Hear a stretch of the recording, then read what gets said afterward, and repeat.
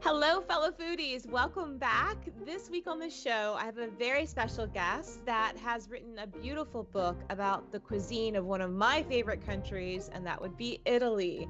I'm speaking with Anna Maggio. She is the author of Under the Olive Tree, which is not just a cookbook, but also gets into the lifestyle and the ways that we celebrate our foods. So thank you so much for coming on the show, Anna. It's great to meet you. That's lovely for you to invite me. Thank you. Great. Thank you. So you were born in Puglia, in southern Italy, and I think, can you tell us how your heritage influenced your cooking style? How did you come to really practice some of these recipes? Well, my great inspiration was my mother. My mother was a fantastic cook. In fact, she actually cooked for big weddings. In 50 years ago, 60 years ago, weddings in southern Italy were celebrated for 2 days, and she was there cooking. And at the end of the day, she brought back little morsels of food for us, for my brother and us and me. And I was always surrounded by these wonderful dishes that she cooked. So that was a great inspiration that has lasted all my life. And the fact that I moved away from Puglia, because I was born in Puglia, but I moved away first to Milan and then to London, it meant that gradually my desire to return to those flavors, those scents, those colors of food has always been in my heart. The memory of all of those dishes has been so strong that now, I had the time to put down all my thoughts about what it is to eat good food and to preserve the traditions of all those dishes. That's wonderful. Well, Puglia is really a special place as well, and I believe I read that you also own a Trullo. Is that how you pronounce it? Which is my great joy. They are only in Puglia. They were only built in Puglia, and so nowhere else in the south you can find them. And of course, there are some similar things elsewhere in the world. They're like hobbit houses. I think the origin of the trulli was dictated by poverty. They were, to begin with, they were built by the people that worked the land for the big landowners, the agricoltori, the farm, the people that just worked the land, and they didn't have any money to buy their own houses. So when they found these enormous boulders, there's a lot of big stones, they thought maybe we can make houses with this. And so they sort of did this circular laying down of these stones, and then they got to the end, and at the top they used to have a keystone which prevented them from being asked to pay tax because it wasn't a dwelling. So, when the taxman came, they would take the thing off and the thing would collapse. And then for another year, and then, they were extraordinary. This is the story. I think that probably did happen in some cases, probably not all. And these truly were cool in the summer, and warm in the winter. And they started with one cone or two, and then as the family increased, they added another cone and another cone. And now, of course, they become very kind of shishi. People with money go and buy them. I bought one which was completely derelict, and I spent a bit of money to make it up again as it was originally, but I haven't changed anything. It's great. And so these are kind of dome-shaped housing structures. Yes.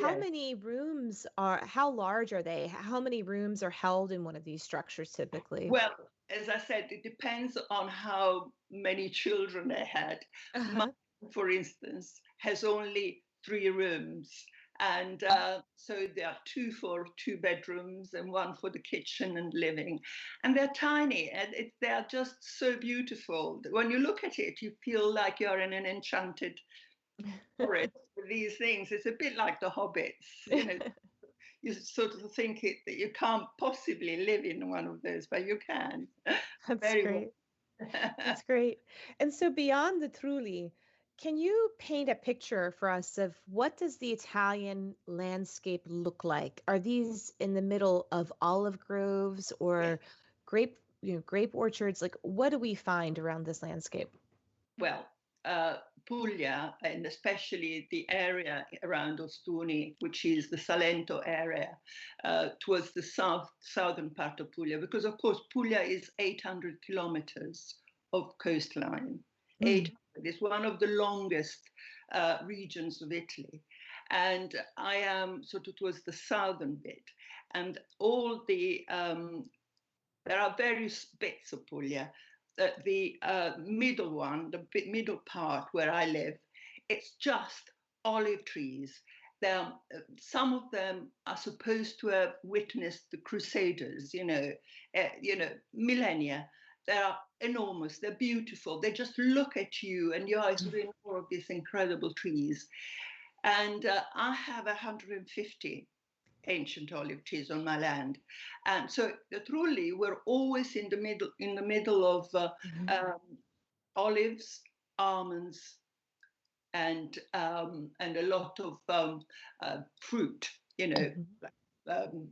apricots, etc. But the crops, the main crops, are almonds and olives. It does. And wherever you look, there is a sort of vast, immense vision of olive trees. I think there are about 50 million olive trees in Puglia. Wow. That's why we are one of the biggest producers of olive oil, and the olive oil from there is fantastic. I make my own olive oil, so I have it shipped to London, where I live. That's wonderful. Wow. And so in traditional Pugliese cuisine, you have olives, you have fresh fruit. And because of all this coastline, do fish also play a prominent role in the diet? Exactly. So that is basically our diet. Is in the summer, we have all the produce of this incredible terra rossa, the red earth of Puglia. It's so fertile. So you plant all the courgettes, the melanzane, Eggplants. the peppers, and they grow in profusion. And you just cook those. You don't cook them in the winter, And in the winter, you have all the other stuff, which like is the cime di rape, which has the broccoli and the artichokes, and artichokes go also towards the spring. But we are very seasonal, and that is what I tried to explain in the book. If only we could eat the things in season, we would also save ecology being a disaster, because we wouldn't have strawberries at Christmas, or things that don't grow in the winter, in the summer. You don't have them. We don't actually eat any out of season fruit or vegetables, because we have got a fertile land, of course.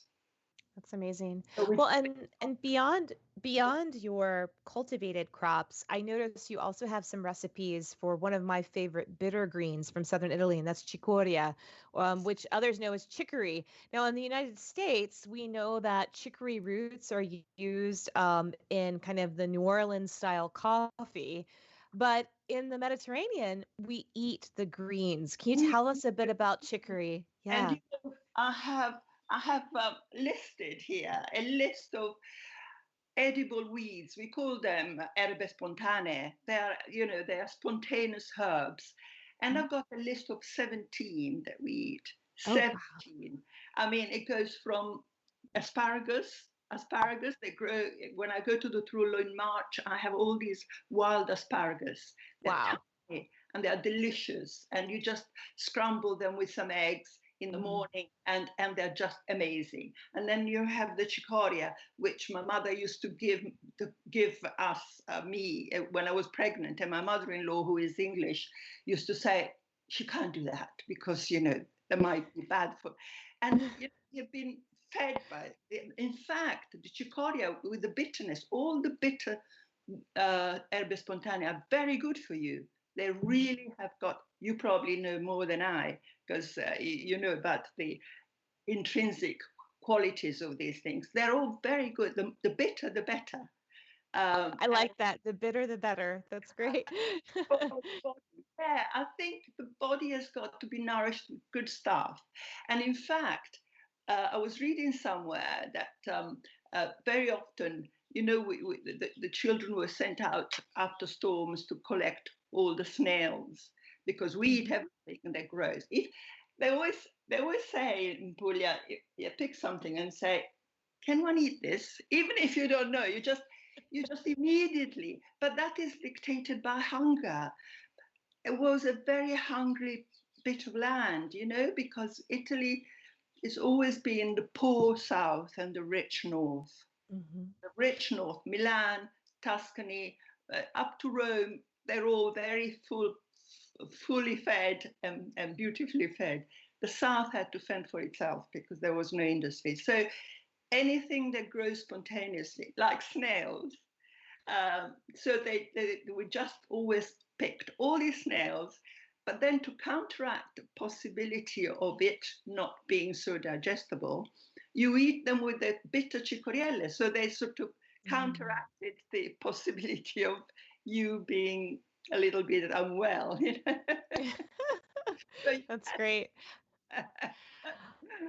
I've so I mentioned earlier my husband's from Basilicata, which is nearby Puglia, and I've spent many lovely summers with my father-in-law collecting wild oregano in the fields, and then also looking for snails and bringing them back, and we kind of let them in a yeah, bucket for a bit, and then prepare them, and they're just fabulous, really they're fabulous wild food. I mean, Yeah. the French eat them, and it's a very, sophisticated way the French do them, les escargots. But for us, it's just something that when it rains, that they all come out in the heat. And I mean, all this list I've got, asparago pungente, cicoria selvatica. And what about the king of all these things, which is the Lamposhone? You probably don't know about Lamposhone. Don't know about Lamposhone. Oh wait, Oh, are they the bitter onions? yeah, Yes. they are Yes. actually they are hyacinth bulbs. They Hmm. are tassel hyacinths, and they are the kings of spontaneous weeds or herbs, and they're a delicacy. And you find them. And again, how did they find out that you can eat them? They were digging the ground and they saw these little flowers and thought, oh, wonder if we can eat these. And you know, and then they are just sold everywhere in the markets. And I think it's just in Puglia. I don't know whether in Basilicata they eat the lampascioni. It's a real Pugliese thing, it is in my book. I don't know if you've noticed it, but it is in my book. And the erbe spontanee and cicorielle. And this is the lampascioni.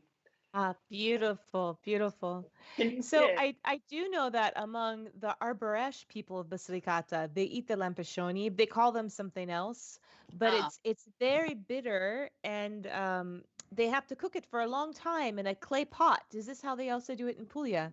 no, we not for a long time. We boil them Ah, boil them or roast them. You can do both.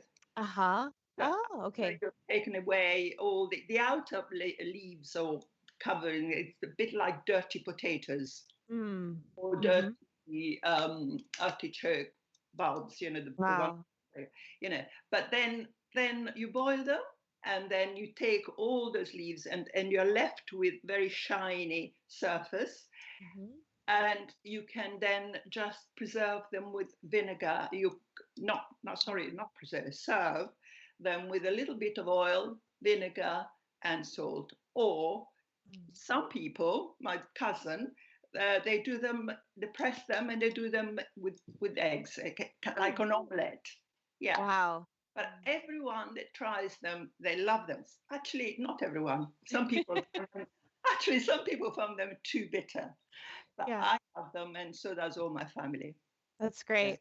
Well, I've often said that, the Mediterranean diet, it's we know that it's associated with longer health span and living healthy longer. Um, And there's so much talk about the role of red wine and olive oil and fish, but really, I think also these wild vegetables play a huge role in the Mediterranean diet, and they're very underappreciated. Yes. Well, they're probably not known because if you are not from that part of the Hmm. world, you don't know that that the Mediterranean diet, that fruit, vegetable, and those things that you find Hmm. free, they are so good for you. And you can see it on the complexion of people. I mean, the skin is fantastic, and the people don't have all the diseases that the northern, also because they don't eat much meat. I mean, it is basically fruit, vegetables, pasta, pulses, all things. Pulses in winter and vegetables and fruit in the summer. So, you know, it's so kind of um, good to the body and I think also good to the mind. I don't know, maybe I have got nostalgia about how it was, but actually I go to Puglia every year and the traditional eating is still the same. You know, I was asking my farmer, the one Franco who looks after my olive trees, and I asked him the other day, "What do you eat? You still eat, you know, on Mondays brodo, on Tuesdays?" Yes, they still every day of the week they eat, and meat is only on Sunday or perhaps Wow. on Thursday. You know, Hmm. so they're still doing that, which keeps them healthy. Yeah. And and I suppose it's because of lack of money, but also it's habit to eat in that way. And Yeah. you know, and I'm very much into Epicurus at the moment, and he says the pleasure is the key to a good life, but eating simply is one of the good pleasures. So that's what he says. So we should learn from the Greeks and the Romans, I think. That's great. That's great. Well, one of the other dishes that we associate obviously with Italian cuisine is that of pasta. Yeah, And one of the dishes that you also feature is one called orecchiette con cime di rape. And orecchiette means little ears. And this is a homemade pasta, right? Can you yes. tell us, how does one start making pasta? It seems like such a complicated thing, um, but Well, actually it's probably quite simple once you get it the is hang of very it. simple. And there are two varieties of pasta. There is the for tagliatelle and lasagne, you need egg pasta. So the flour is mixed with, let's say, if you have 300 grams of flour, you have three eggs. So it's one egg to 100 grams of flour. That's it, basically, and then a bit of salt. And you mix it all together, and then you have to have one of the machines, or you have to be very good at making it very thin. That is the egg pasta. But for the orecchiette, you don't need eggs. You just basically mix the flour and the water and you make a dough, Mm-hmm. a bit of olive oil and salt, and then you make little sausages, kind of tiny sausages. You know, you roll it, but you make little sausages, and you cut the little sausages in little sort of squares, and then with your finger, you have to press in each one of them, and then turn it around your thumb. It's a very difficult thing to do, but you see these ladies uh, in the street with their little table, and they do it like knitting, you know. They do it one after the other. They just, yet I unfortunately am not that fast, but my mother was. And that's what they do, the orecchiette. But it's not just orecchiette that they do like that. They do all sorts of other shapes. Yeah. That's great. Orecchiette con cime di rape is the signature tune of Puglia, and especially the region of the Salento, you know, but Puglia everywhere, because the cime di rape, again, they're slightly better. You call them in English turnip tops, but I don't know whether they're turnip tops. I mean, yeah, I suppose, yeah. And and then basically you boil them together, and then you throw them in a pan with garlic, olive oil, and anchovies, and a bit of chili, and it's the most fantastic dish. That's why everybody loves it. It's really great because the anchovy gives it that extra. Salt is always gives. Hmm. There is a thing about salt. I know there is a salt police around in the world now, isn't it? They say that salt is bad, but I've got my ode to salt because if you don't put enough salt in your food, it will taste of nothing, I think. Yeah, yeah. I'm very strong in my opinions. That's great. That's great. No, but it's the key part of those flavors. Well, Anna, what are some of your other favorite recipes that kind of just call to you as a sign of home in your book? Oh, well, I mean, there are so many. The Parmigiano di Melanzane, it's one that I love doing. I love doing that because the aubergine are such a fantastic vegetable. And if you make it in slices with mozzarella, Parmigiano, tomato sauce, and you just put it in the oven, the aroma that comes out, you cannot stop yourself from eating it. And also, my children adore polpette, but polpette are sort of meatballs, Hmm. and these are made with veal or beef. And that's one of the 5 meat dishes I've got in my book. I've got only 5 meat dishes, the rest are all vegetables. And the polpette, again, are something that is mixed, minced meat is mixed with nutmeg, egg, egg, cheese, garlic, parsley, and they're made into little balls and then fried. And then you make a ragu with tomato sauce. So you cover them either in sauce or without. And they're fantastic to eat. And my grandchildren adore them. They eat 20 of them. um, and then, of course, there are all the dishes with fish because fish is so important. So, we have it on the charcoal, we have fish in the oven, we have the fantastic soup, fish soup. And the Mediterranean fish has got such a variety. And that you can, when you go and see all these stalls and all these incredible um, fish that look beautiful as well, and you put them all together in a pan with olive oil again, garlic and tomatoes, and you have a fantastic soup. And that my mother always used to make it on a Friday. Great. Yeah, we still have the tradition of having fish on Fridays. That's great.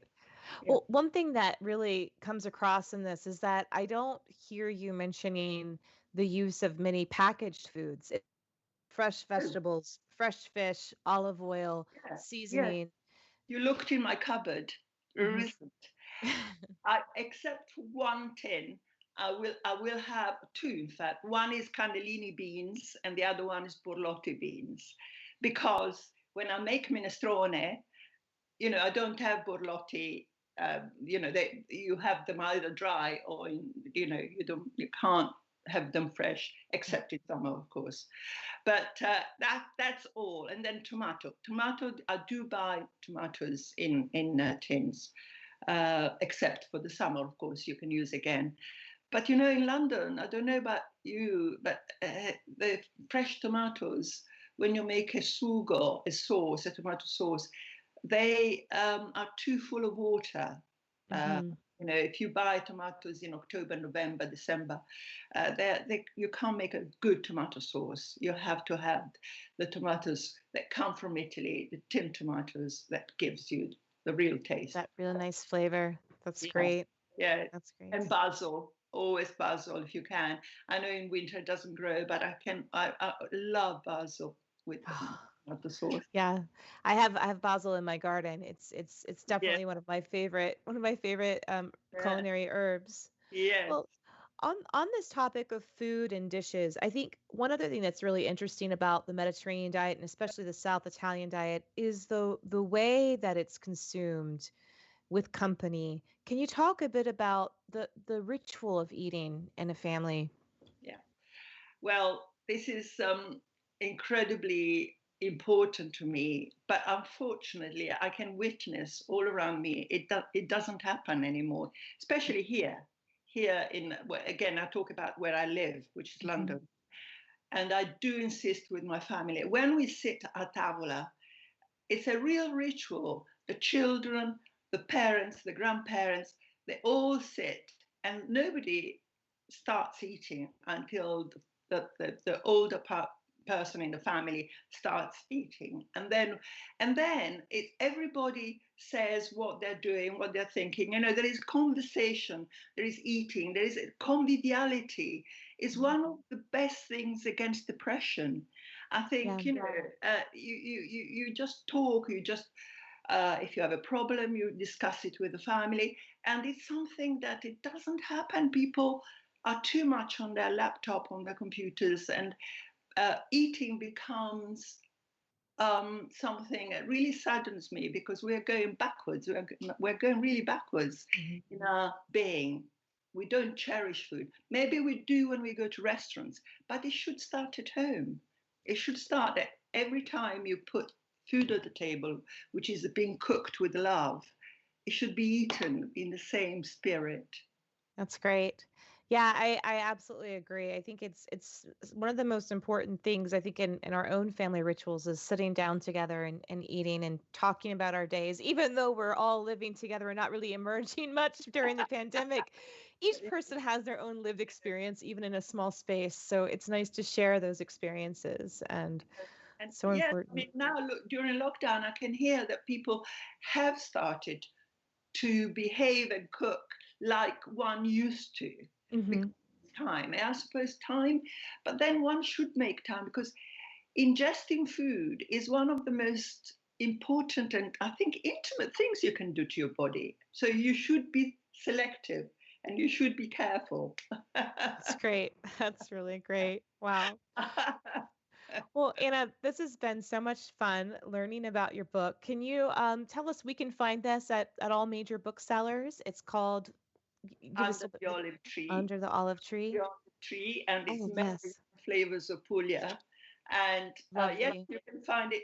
Can I just mention one thing, that I would have not written this book had I not been in touch with my best friend Emma Hobbins, who has done all the illustrations. Beautiful.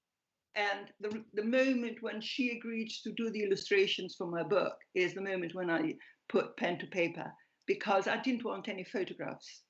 I wanted to retain the lines and the colors of what I had in my mind. And like, for instance, this is a fantastic drawing of fennel, and it's just, I think that she is brilliant. And so I think that's why I wrote the book, to unite her brilliance with my memories. That's lovely, and such a fantastic note to end on. Thank you so much, Anna. I really appreciate you coming on the show and sharing your genuine love for food and family and the art of living with healthy foods. Thank you for asking me. Thank you very much. It's been a pleasure. It's been a pleasure. Great. You've been listening to Foodie Pharmacology, the science podcast for the food curious. We have this and many other episodes on our website at foodiepharmacology.com. You can also catch the video for this episode at our YouTube channel at Teach Ethnobotany in the Foodie Pharmacology playlist. Thanks so much for listening. Stay healthy out there, and I'll see you next time.